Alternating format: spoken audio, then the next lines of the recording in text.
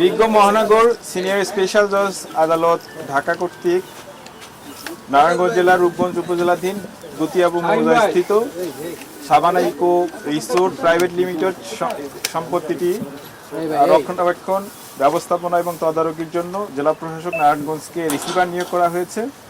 আমরা জেলা প্রশাসক ও বিজ্ঞ জেলা ম্যাজিস্ট্রেটের নির্দেশক্রমে আজকে এই সাবানা ইকো রিসোর্ট প্রাইভেট লিমিটেডের সম্পত্তিটি নিয়ন্ত্রণে নিলাম। আমরা এই সময় আমাদের সাথে দুর্নীতি দমন কমিশনের জেলা কার্যালয়ের সম্মানিত পরিচালক মহোদয়, আমাদের রূপগঞ্জ উপজেলা সম্মানিত উপজেলা নির্বাহী অফিসার, সহকারী কমিশনার ভূমি এবং রেভিনিউ ডেপুটি কালেক্টর সহ অন্যান্য কর্মকর্তারা উপস্থিত ছিলেন। আমরা নির্ধারিত কমিটি কর্তৃক পরবর্তীতে সভা করে এই সম্পত্তিটির ব্যবস্থাপনা এবং রক্ষণাবেক্ষণের জন্য কি কর্মপন্থা নির্ধারণ করা যায় আমরা সঠিকভাবে সেটা নির্ধারণ করে পরে আবার আসব। আপাত দৃষ্টিতে আমরা 2 তলা একটি ভবন পেয়েছি, কিছু পেট অ্যানিমেল আছে যেমন কুকুর এবং পাখি দেখা গেছে। এখানে নিরাপত্তা প্রহরী যিনি 2 জন এখানে আছে তাদেরকে রাখা হলো। পাশাপাশি আমরা স্থানীয় মেম্বারের জিম্মায় আগামী সোমবার পর্যন্ত তার জিম্মায় এটা রাখা হলো। এরপরে আমরা কমিটি কর্তৃক কর্মপন্থা নির্ধারণ করে পরবর্তী ব্যবস্থা গ্রহণ করবে। ধন্যবাদ। ভবনটি আপনারা নিজেরা দেখেছেন, ভবনটির ডিজিটাল লক সিস্টেম আছে। এখানে এটা খোলার জন্য আমাদের টেকনিশিয়ান এবং ইকুইপমেন্ট আমাদের সাথে না থাকার কারণে আমরা আজকে এটা ঢুকতে পারিনি। এই জন্যই আমরা খুব শীঘ্রই আমরা আগামী 3 দিনের মধ্যে আবার আসবো, এসে আমরা পরবর্তী আমাদের কার্যক্রম কথা বলেন না ভাই। এই বিষয়ে আপনারা তফসিলভুক্ত সম্পত্তিতে আমরা ক্রোক আদেশের জন্য আমরা নোটিশটি লাগিয়ে দিয়েছি। এখানে বিস্তারিত বলা আছে।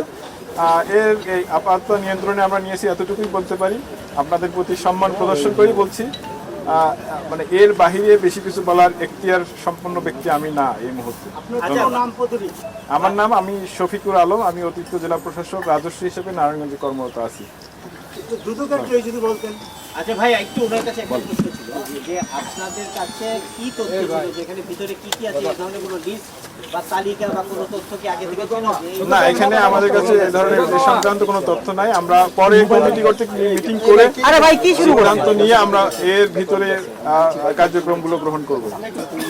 আপনারা জানেন যে এখানে যে অনুসন্ধানকারী কর্মকর্তা প্রেক্ষিতে বিজ্ঞ সিনিয়র স্পেশাল জজ আদালত ঢাকা উনি একটা আদেশ দেন এবং এই সম্পত্তিটা এবং নারায়ণগঞ্জের জেলা প্রশাসক মহোদয়কে রিসিভার নিয়োগ করেন। তার প্রেক্ষিতে আজকে জেলা প্রশাসক মহোদয় কর্তৃক এবং জেলা প্রশাসনের টিম কর্তৃক দুদকের সহায়তায় আজকে এই জায়গাটা কোর্টাদেশ প্রতিপালিত এবং আপনারা দেখেছেন এখানে জায়গাটা সিলগালা করে দেওয়া হয়েছে ভবনটি। আমরা এই পরবর্তীতে এসে এটা যে কমিটি একটা গঠন করা হয়েছে জেলা প্রশাসক স্যারের নির্দেশক্রমে, সেই কমিটির সিদ্ধান্ত মতো আমরা পরবর্তীতে ব্যবস্থা নিতে। আর এখানে মূলত রয়েছে 4টি প্লট। ওনার 4টা প্লটের মধ্যে রয়েছে 6769 নম্বর প্লট, 6770 নম্বর প্লট, 6771 নম্বর প্লট, 6772 নম্বর। এটা কত নাম্বার? এইটা হচ্ছে 4টা প্লট মিলে 24 কাঠার একটা মানে 4টা প্লটকে একসাথে করা হয়েছে, করে 24 কাঠা টোটাল। আর 4টা দাগি, হ্যাঁ, টোটাল হচ্ছে 6 কাঠা করে একটা প্লট। তো 4টা 24 কাঠা, ওই 4টা প্লটকে একত্রিত করে 24 কাঠা একটা প্লট। এখানে এই প্লটটার উপরে এই ভবনটি নির্মিত। এটা নির্মাণে কত ব্যয় হয়েছে আপনার? এটা আসলে পরিমাপ না করে কিংবা এই মুহূর্তে আসলে অনুমান ভিত্তিক বলা আসলে সম্ভব না। এটা আসলে মেজারমেন্টের ব্যাপার আছে, তো এই মুহূর্তে হঠাৎ করে বলাটা আসলে সম্ভব না। নারায়ণগঞ্জে তো ওনার আরো অনেক সম্পত্তি রয়েছে, তো সেক্ষেত্রে আমরা সেগুলো কতটুকু অনুসন্ধান করে বের করেছি, সেই ব্যাপারে কি আপনারা ডিসিশন নেবেন? আপনারা জানেন যে অনুসন্ধানটি চলমান রয়েছে। হ্যাঁ, তো আমাদের বিষয়টা হচ্ছে আমরা আসছি নারায়ণগঞ্জ দুর্নীতি দমন কমিশনের যে সমন্বিত জেলা কার্যালয় সেখান থেকে।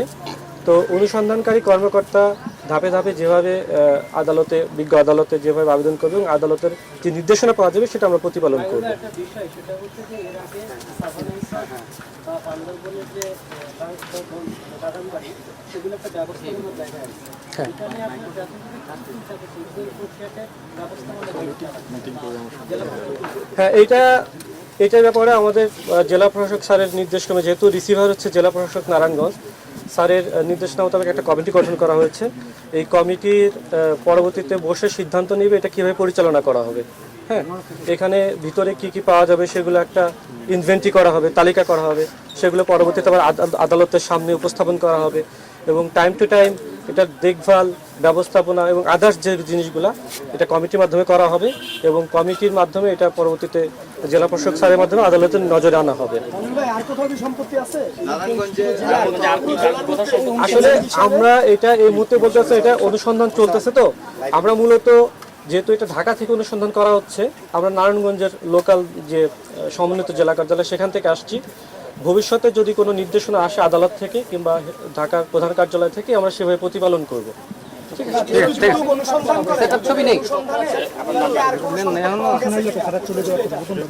ভাই এটা টিম বলতে পারবে। হ্যাঁ,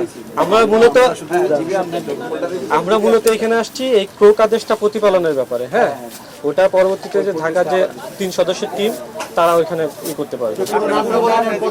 আমার নাম মহিনুল হাসান রওশনী, আমি উপপরিচালক দুর্নীতি দমন কমিশন নারায়ণগঞ্জ সমন্বিত জেলা কার্যালয়। আমি সকাল বিকাল হাঁটার সময় যেমন রাসুলের টাইমে হাঁটার সময় দেখা গেছে এই যে এই টাইমে বা একটু পরে গাড়ি নিয়ে আসে, পুলিশের গাড়িও অনেকটা থাকে লগে, হ্যাঁ সিকিউরিটি ইয়ার পরে গাড়িতে নামে আমরা দেখি, আমরা আডি তো এন্দা দেখি মহিলা নামে, আবার 2টা মেয়ে নামে।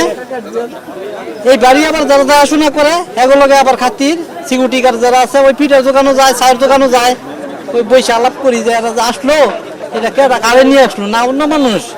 উনি বললো যে না এটা ওয়াইফ, আর 2টা মেয়ে দেখছেন এই 2টা হলো হের মেয়ে। পড়ায় ফেলায় আসে, আবার ওরা না আসলো ওই চায়ের দোকানও দেখলে পিঠার দোকানও দেখলে আবার তুলতাম যে উনি কি আসে না, আবার ও আসে রাত্রে আসে, আবার রাত্রে 2টা-3টা বাজে জায়গা, 12টা বাজে জায়গা। হ্যাঁ, রাত্রে যা আসে এটা আমি দেখি না, আমি মানে ওই যে গার্ড যারা থাকে হ্যাঁ ওই যে পিঠের দোকানে চায়ের দোকানে আলাপ করলে ওরা বলে যে রাইতে 12টা 1টা বাজে 2টা বাজে 3টা বাজে জায়গা। আল্লাহ কোন সময় আসে রাইতের 12টা 1টা বাজে 2টা বাজে 3টা বাজে জায়গা, এটা আমি দেখি নাই। মানে উনি বলে আমার কাছে আর কি, এমনি সম্পর্ক ভালোই। ওই চায়ের দোকান ইয়ের দোকানও কথা বলতাম, উনি জিজ্ঞেস করলে উনি কথা বলতো। উনি মাঝে মাঝে আসতেন, বেশিরভাগ সময় বিকালের পর সন্ধ্যার দিকে উনি ওনার পরিবার, ওনার ওয়াইফ এবং ওনার 2 মেয়ে মাঝে মাঝে গাড়ি দিয়ে আসতো। অনেক সময় আমরা দেখেছি পুলিশ প্রোটোকল নিয়ে আসতেন, যেহেতু উনি সাবেক আইজিপি ছিলেন। উনি আইজিপি থাকা অবস্থায়ও এখানে এসেছেন 2-1 বার, আমাদের চোখে লক্ষণীয় হয়েছে। তো কিন্তু ভিতরে যে উনি দুর্নীতিতে এত বড় অবস্থায় চলে গেছে আসলে তো আমরা সেটা জানতাম না, কিংবা আমরা কেউ আঁচ করতে পারি না। আমরা জানতাম উনি সাবেক আইজিপি, উনি সবসময় তো সবাইকে নীতি কথাই বলতেন দুর্নীতি থেকে দূরে থাকার জন্য। আচ্ছা, আরেকটা বিষয়, উনি কি কোনো প্রখ্যাতিমান কোনো নায়িকা বা কারোর সাথে এরকম কোনো মহিলা যাদের হাতে চিনে প্রমিনেন্স ফিগার বা পরিচিত নায়িকা? আসলে ওরকম কিছু আমাদের চোখে পড়ে নাই। আমরা দেখেছি উনি যখন এসেছে, যখন আমাদের চোখে লক্ষণীয় হয়েছে উনিকে পরিবার সবাই দেখেছি, অন্য কিছু আমরা দেখিনি।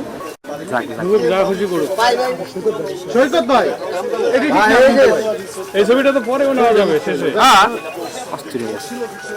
লোকজন